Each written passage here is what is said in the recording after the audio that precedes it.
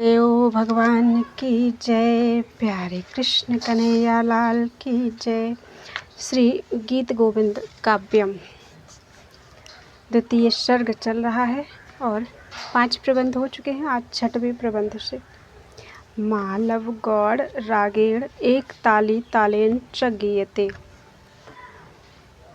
अनुवाद। मालव राग तथा एक ताली ताल से यह 6ठ प्रबंध गाया जाता है। भाव प्रकाशिका। वस्तुतः गणयति गुणग्रामम इत्यादि प्रथम श्लोक से ही यह गीत गोविंद काव्य का 6ठ प्रबंध शुरू होता है, किंतु वह श्लोक इस प्रबंध की पुष्पिका मात्र का काम करता है। अष्टपदी का प्रारंभ तो निभृत निकुंज इत्यादि द्वितीय श्लोक से ही होता है। यह अष्टपदी मालव गौड़ राग तथा एक ताली ताल से गाया जाता है। निवृत्ति निकुंज ग्रहं गतया निशिरहसि निलीय वसंतम। निवृत्ति निकुंज ग्रहं गतया निशिरहसि निलीय वसंतम। चकित विलोकित सकल दिशा रतिरभस भरेण हसंतम। चकित विलोकित सकल दिशा रतिरभस भरेण हसंतम। सखी। हे केशिमथनम उदारम रमय मया सह मदन मनोरथ भावितया सविकारम। सखी। हे केशिमथनम उदारम रमय मया सह मदन मनोरथ भावितया सविकारम। ध्रुव पदम। दूसरा श्लोक है ये। एकांत में लतागृह में गई हुई मेरे साथ रात्रि एकांत में छिपकर रहने वाले, घबराकर सभी ओर देखने वाली, मुझको देखकर रति के उत्साह से हंसने वाले, कामकेली की इच्छा से परिपूर्ण अंतःकरण वाली तथा रति चेष्टाएं करने वाली मेरे साथ महान तथा केशी नामक दैत्य का वध करने वाले भगवान श्री कृष्ण का रमण कराओ। इस पद्य में कामज्वर संतप्त हृदय वाली श्री राधा जी अपनी सखी को दूती बनाकर कह रही हैं कि हे सखी, तुम केसी नामक दैत्य को मारने वाले महान भगवान श्री कृष्ण का रमण कराओ, अर्थात ऐसा उपाय करो कि मेरे साथ आएं। सविकारम पद के द्वारा श्री राधा जी बतला रही हैं कि मुझ में काम के विकार उत्पन्न हो गए हैं और मन में विकार उत्पन्न होने पर नारियां व्याजांतर से अपने प्रियतम को कुछ भी दिखा देती हैं। गीत गोविंद की रसिक सर्वस्व नामक व्याख्या में कहा गया है कि नाभि मूल कुचोदर प्रकटन व्याजेन यद योषिताम साकांक्षम मुहुरीक्षणम स्खलिततानि विनिबंधस्य च केशभ्रंशन संयमौ चकमितुर्मित्रादिसंदर्शनैः सौभाग्यादिगुणप्रशस्तिकथनैः तत्सानुरागेङ्गितम्। मदन मनोरथ भावितया पद के द्वारा श्री राधा जी कहती हैं कि कामजन्य कामनाओं से मेरा अंतःकरण परिपूर्ण हो गया है, किंच जिस प्रकार मेरी अभिलाषा भगवान श्री कृष्ण में है, उसी प्रकार मुझ में अभिलाषा रखने वाले भगवान श्री कृष्ण को मुझसे मिला दो। इस प्रकार यहाँ पर श्रृंगार रस की संपूर्ति होती है।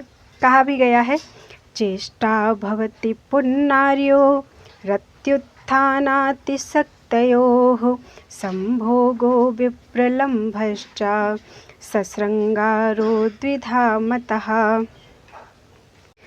श्री राधा जी श्री भगवान की दूसरी विशेषताएं बतलाती हुई कहती हैं कि निभृत इत्यादि अभिसार स्थान के रूप में निश्चित रात्रि में जब मैं लतागृह में गई थी तो भगवान ने मेरे साथ वहां छिपकर निवास किया था।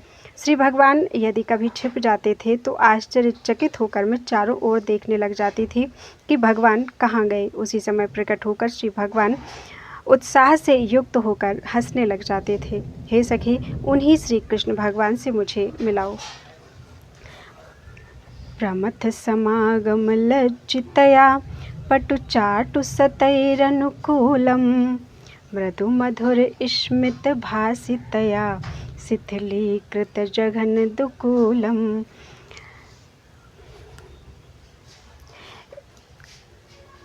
प्रथम समागम के समान लज्जित होने वाली, मुझे चाटुकारितापूर्ण बातों से अपने अनुकूल बनाने वाले, तदनंतर कोमल तथा मधुर मुस्कान पूर्वक बोलने पर भगवान श्री कृष्ण से मुझे मिलाओ।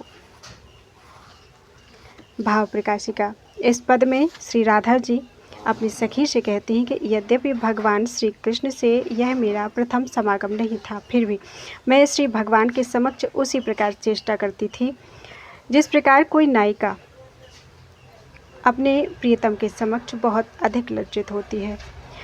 उस समय श्री भगवान अपनी चाटुकारितापूर्ण बातों के द्वारा मुझे अपने मनोनुकूल बनाते थे। श्री भगवान की चाटुकारितापूर्ण बातों को सुनकर मैं प्रसन्न होती थी और मधुर मुस्कान करती हुई उनसे कोमल कोमल बातें करने लग जाती थी। मैं उन्हीं श्री कृष्ण भगवान के साथ रमण करना चाहती हूँ, मुझे उनसे मिलाओ। किसलय शयन निवेशितया चिरमुरसि ममैव शयानं कृत परिरंभण चुंबनया परिरभ्य कृताधरपानम। कोमल पत्रों की सैया पर श्री भगवान के द्वारा सुलाई गई मेरे ही हृदय पर शयन करने वाले तथा मेरे द्वारा आलिंगन कर लेने पर मेरा आलिंगन करके अधरपान करने वाले श्री भगवान को मुझसे मिलाओ। भाव प्रकाशिका। इस श्लोक में श्री राधा जी अपनी सखी से कह रही हैं कि उस संकेत स्थान में श्री भगवान मुझे कोमल पल्लवों से रचित सैया पर सुला देते थे। इसके पश्चात मेरे ही पास दीर्घ काल तक सोते रहते थे।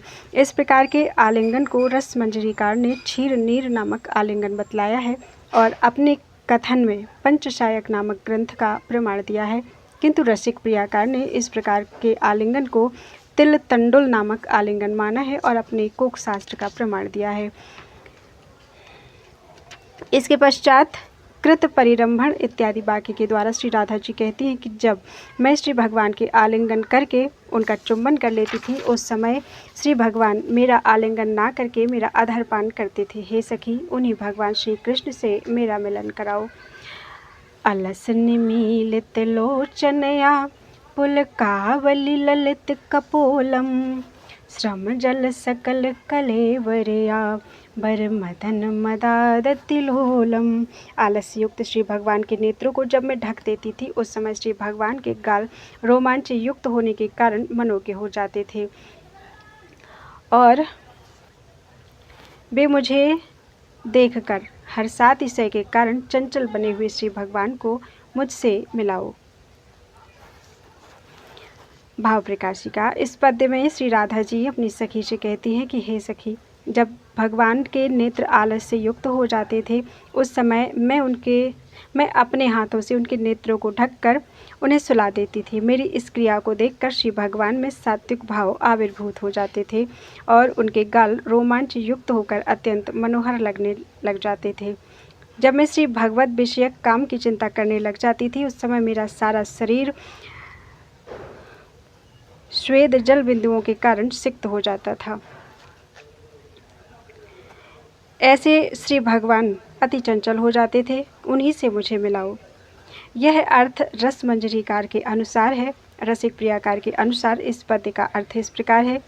श्री राधा जी कहती हैं कि आलस्य के कारण मैं अपने नेत्रों को मूंद लेती थी और भगवान का चिंतन करने के कारण मेरे कपोल रोमांच युक्त होने लगते थे और सुंदर लगने लग जाते थे।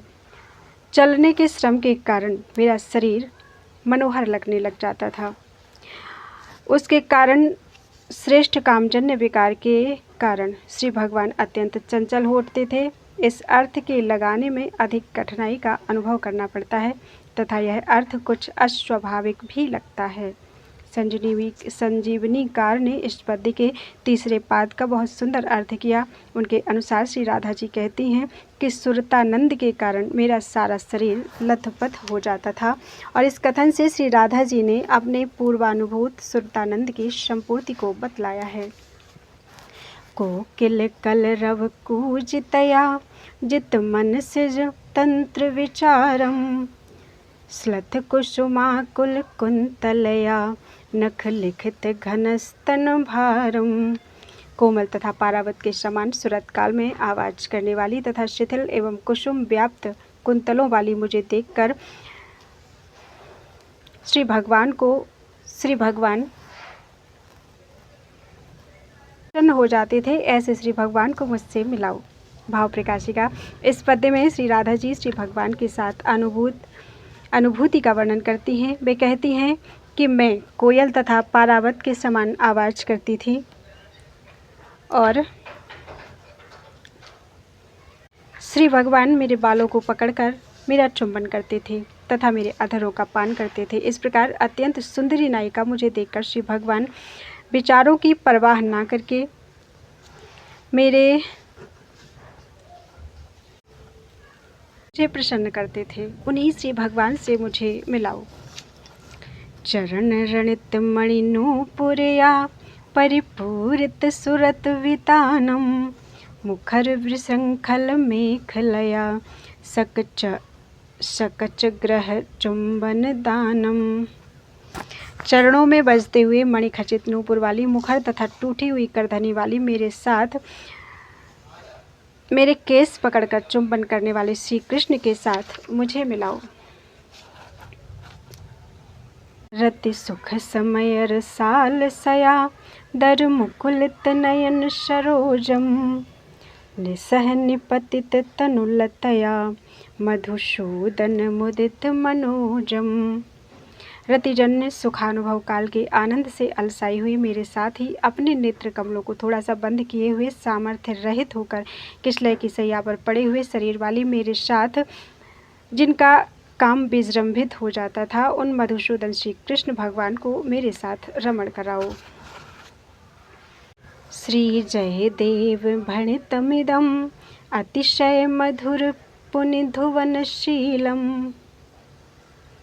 श्री जय देव भणितमिदमतिशय मधुर पुनिधुवनशीलम् सुखमुत्कण्ठित गोप बधू कथितम वितनोतु सलीलम।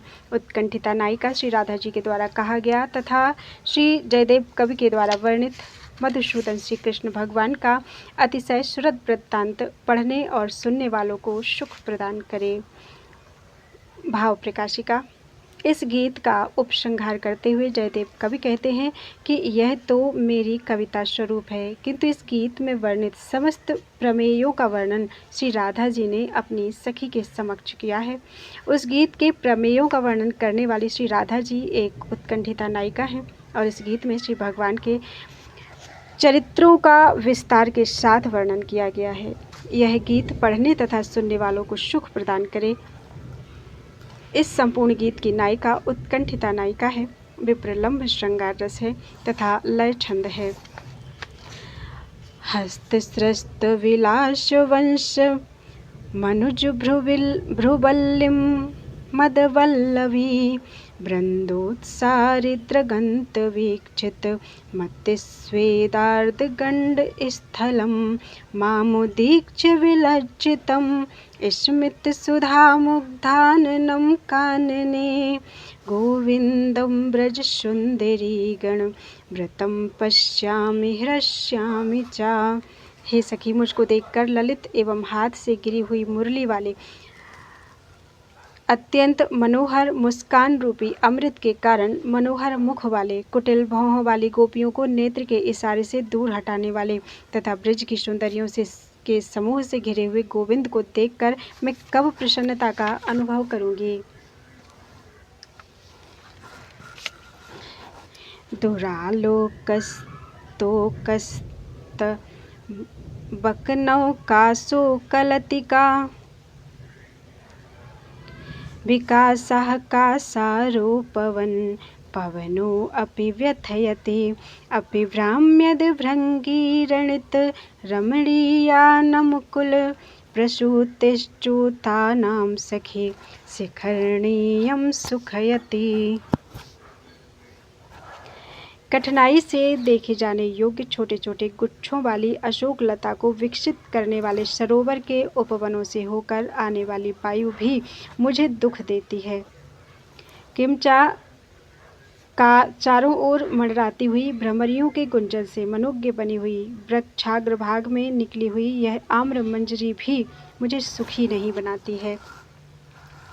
इस श्लोक में पुनः श्री राधा जी विप्रलंभ श्रृंगार के विभावों का वर्णन करती हुई सखी से कह रही हैं कि इस बसंत की बेला में अशोक वृक्षों को देखना कठिन हो गया है। उसकी नवीन पत्तियां विरहाग्नि को उद्दीप्त कर रही हैं। दुरालोक पद का विग्रह इस प्रकार है, दुखेन आलोकः, अर्थात अवलोकनम यस्याशौ, छोटे छोटे गुच्छों वाली जो अशोक लताएं हैं उसको यह वासंतिक वायु विकसित करने वाली है तथा यह वायु सरोवरों के उपवनों से होकर आ रही है। अतएव शीतल मंद तथा सुगंधी लेकर चलने वाली यह वायु भी मुझे दुख देती है। किंचा आम्र वृक्ष के अग्रभाग में जो आम्र मंजरी निकल रही है उसके चारों ओर मंडराती हुई भ्रमरियां गुंजार कर रही हैं। उसके कारण वह आम्र मंजरी अत्यंत मनोहर लग रही है, किंतु यह आम्र मंजरी भी मुझे सुखी न बनाकर दुखी ही बना रही है। रसिक प्रियाकार का कहना है कि ब्राह्म्यद भृंगी पद में भ्रमरियों का निर्देश करके श्री राधा जी पुरुषांतराभिलाष की निवृत्ति कर रही हैं। उनकी दृष्टि में एकमात्र कमनीय पुरुष भगवान श्री कृष्ण ही हैं। वह भ्रमर पुरुषों का नाम भी नहीं लेना चाहती। इस श्लोक में शिखरणी व्रत है, रसई रुद्रेश छिन्ना यमन सबला गह शिखरणी, यह शिखरणी व्रत का लक्षण है। समुच्चालंकार लाटानुप्रासालंकार, क्रियौचित्य, विप्रलंभ श्रृंगार रस तथा मागधी एवं गौड़िया रीति इस श्लोक की विशेषताएं हैं। शाकुतिस्मित माकुला कुल गलद्धम्मिल्ल मुल्लाशित, भ्रुवल्ली कमलीक दर्शित, भुजामूलोर्ध्व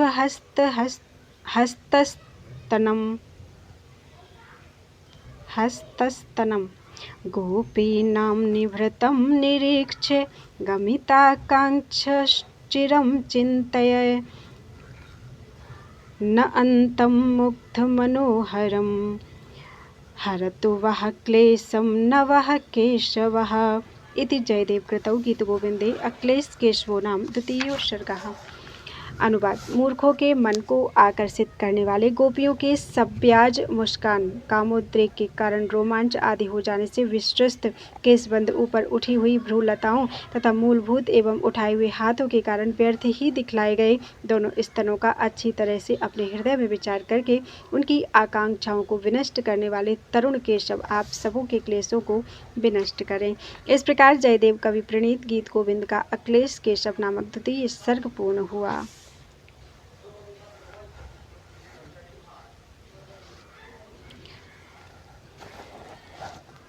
भाव प्रकाशिका। द्वितीय सर्ग के इस अंतिम श्लोक के द्वारा कवि जयदेव भक्तजनों को आशीर्वाद देते हुए कहते हैं कि श्री भगवान ने गोपियों की 4 प्रकार की उन चेष्टाओं को अपने हृदय में विचार किया जिन चेष्टाओं को देखकर कोई भी अविवेकी पुरुष आकृष्ट हो जाया करता है। उन चेष्टाओं का वर्णन करते हुए जयदेव कवि कहते हैं, शाकुतस्मितम, गोपियां मुस्कुरा रही थीं, किंतु उनका वह मुस्कान स्वाभाविक नहीं था, अपितु साभिप्राय था। इनके उस मुस्कान में काम वासना का पुट था। वे तरुण केशव भगवान को देखकर काम की भावनाओं से अभिभूत हो गई थी। तरुण पुरुष को देखकर कामिनियों की काम चेष्टाओं का बीजरंभण स्वाभाविक भी है। दूसरा, आकुला कुल लगद्धिम्मिलम, कामोद्रेक के कारण रोमांच इत्यादि हो जाने से उन गोपियों के केशबंद विश्रस्त हो गए थे।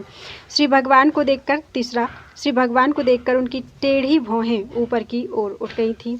अलीक दर्शित भुजामूलोर्ध्व हस्त स्तनम, अर्थात यद्यपि उनके अपने भुजामूलों तथा हाथों को ऊपर उठाने का कोई कारण भी नहीं था, फिर भी वे जमाई आदि लेने के बहाने हाथों को ऊपर उठाकर श्री भगवान को दिखला रही थीं। गोपियों की ये 4 प्रकार की चेष्टाएं ऐसी थीं कि उस प्रकार की चेष्टाओं को देखकर अविवेकी पुरुषों का मन सद्यः आकृष्ट हो जाया करता है, किंतु श्री भगवान तो परम विवेकी हैं।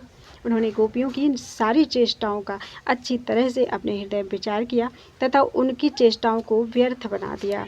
इस प्रकार अपने भक्तों के द्वारा स्तुति किए जाने वाले केशव भगवान आप समस्त भक्तों के क्लेशों को दूर करें। समुच्चय, आसीहि तथा परिकर नामक अलंकार एवं शार्दूल विक्रीडित व्रत इस श्लोक की विशेषताएं हैं। इस प्रकार ये द्वितीय सर्ग भाव प्रकाशिका व्याख्या समेत पूर्ण हुआ। बोलो वृंदावन बिहारी लाल की जय।